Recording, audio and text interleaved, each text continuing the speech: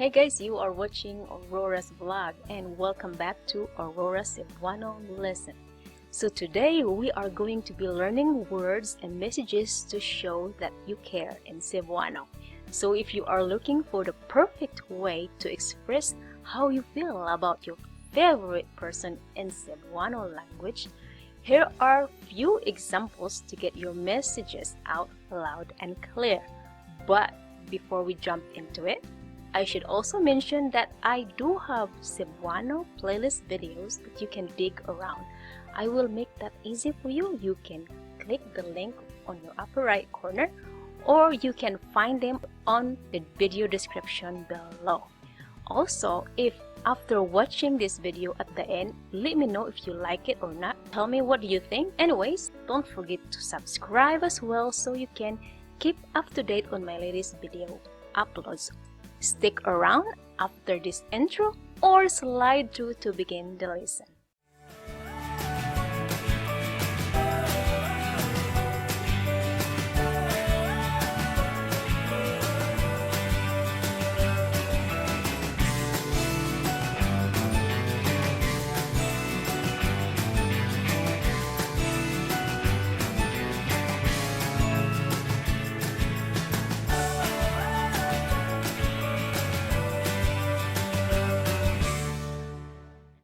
Welcome back. So let's begin with the word love.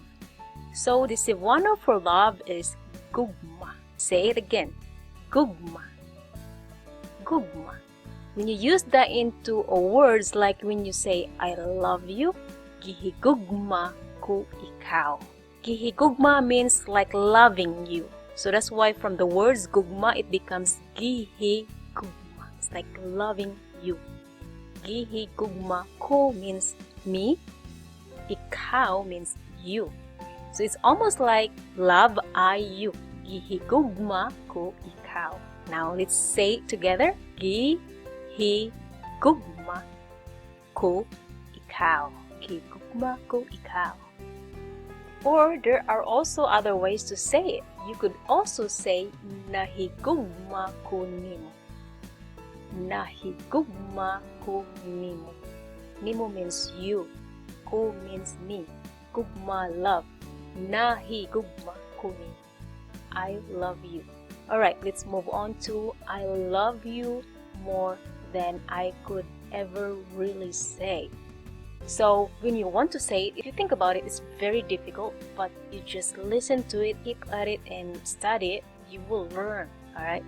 So when you want to say to your favorite person, I love you more than I could ever really say, the translation for that is gihigugma ko ikaw, I love you, gihigugma ko ikaw, labaw pa, more than. Labaw means more. Labaw is like more. Gihigugma ko ikaw, labaw pa sa akong mga pulong. Sa akong mga pulong, my words. Labaw, more than my words. When you say pulong, pulong means word. Sa akong mga pulong. Gihigugma ko ikaw, labaw. Labaw means more than. Gihigugma ko ikaw, I love you more. Gihigugma ko ikaw, labaw. Sa akong may mga pulong. Words. Pulong means word.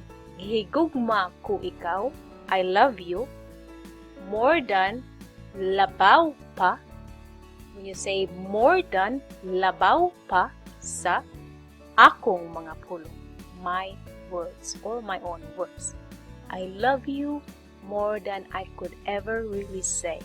Gihigugma ko ikaw, labaw pa sa akong mga pulong.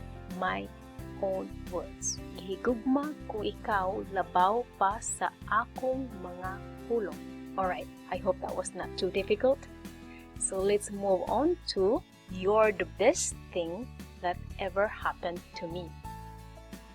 Ikaw ang pinakamaayo nga butang nga nahitabo kanako.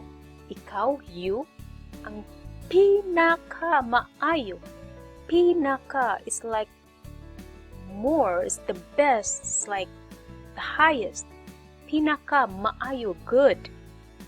Good, maayo is good. Ikaw, ang pinaka-maayo, you are the best. When you want to say you are the best, ikaw ang pinaka-maayo. Maayo is good. Pinaka is like over, like high or the best. Ikaw, pinaka-maayo. When you are trying to say you are the best thing that ever happened to me, ikaw ang pinaka-maayo nga butang. Butang means thing that ever happened to me. Nga nahitabo. Nahitabo means happened. To me, kanako. Kanako. It's like to me. Happened to me. Nahitabo kanako. Nahitabo means happen. Kanako. To me. You're the best thing. Ikaw ang pinakamaayo that ever happened to me. Nga, butang nga nahitabo kanako. You're the best thing that ever happened to me. Ikaw ang pinakamaayong butang nga nahitabo kanako. Let's move on. Falling in love with you was the easiest thing I've done in my life. Ang paghigugma, falling in love with you. Ang paghigugma kanimo. Mao ang labing sayon. Labing means easiest. Sayon easy. When you say labing, like more, easiest. Sayon, easy. When you say labing sayon, when you add labing sayon, labing means is better or greater. So when you would say easiest, the easy become easiest. Ang paghigugma kanimo, mao ang pinakalabing sayon. Labing sayon means easiest. Easy in Cebuano, sayon. When you say easiest, labing sayon. Labing sayon. It's like more than easy. Labing sayon. Nga butang. Butang means, remember, butang, thing. When you want to say things in plural, thing is butang. When you add plural like things, mga butang. You always add mga before the words. So any plural, you always add mga. When you say thing, butang. But when it becomes plural, mga butang. For example, kid, bata. You say kids, mga bata. So when you want to say falling in love with you was the easiest thing I've done in my life. Ang paghigugma kanimo. Mao ang labing sayon nga butang nga akong nahimo abdan. Nahimo abdan. Akong nahimo abdan sa akong kinabuhi. In my life. Sa akong kinabuhi. When you want to say in my life, sa akong kinabuhi. Alright, let's move on to when you fall in love with someone's personality, everything about them becomes beautiful. When you fall in love, kung nahigugma ka with someone's personality, sa personalidad sa usa ka tao, personality in Cebuano is personalidad. Tao means person or someone. Everything means tanan. About in Cebuano, bahin. Becomes mahimo, beautiful, matahom. Or beautiful, matahom. Alright? When you fall in love with someone's personality, kung nahigugma ka sa personalidad sa usa ka tao, ang tanan, everything about them, ang tanan bahin niini, bahin about, bahin is about, niini, this, mahimo, matahom, becomes beautiful, mahimo, matahom, becomes beautiful, mahimo, matahom, becomes, in Cebuano, mahimo. When you fall in love with someone's personality, everything about them becomes Kung nahigugma ka sa personalidad sa usa ka tawo, ang tanan, everything, tanan, bahin, everything about them, ang tanan, bahin, niini, mahimong matahong, becomes beautiful. Alright, let's move on to fancy. I fancy the way your eyes shine when you smile. Gipangandoy nako. It's like dreaming. Gipangandoy is what it means. I fancy. I fancy the way your eyes. Gipangandoy nako. Ang imong mga mata. Your imong mata. Eyes. Mata. Eyes. Nga nagdanag. Shine. Danag means shine. Your eyes is shine. Sa imong pahiyom. Pahiyom smile. I fancy the way your eyes shine. Gipangandoy nako ang imong mga mata. Nga nagdanag sa imong mga pahiyom. Alright, let's move on to I totally, utterly, and completely fancy you. Akong higpit. Totally is like higpit. Bugos, like pure, utterly, pure. Honestly, bugos. Og means and completely fancy you. Og hingpit. Completely is hingpit. Hingpit. Nga nagkagusto kanimo. Fancy you, let's say I totally, utterly, and completely like you. So like you means gusto ko ikaw. When the words gusto, like, when you want to say in I like you, gusto ko ikaw. Like I you. Gusto ko ikaw. I like you. But when you want to say I totally, totally means hingpit, bugos.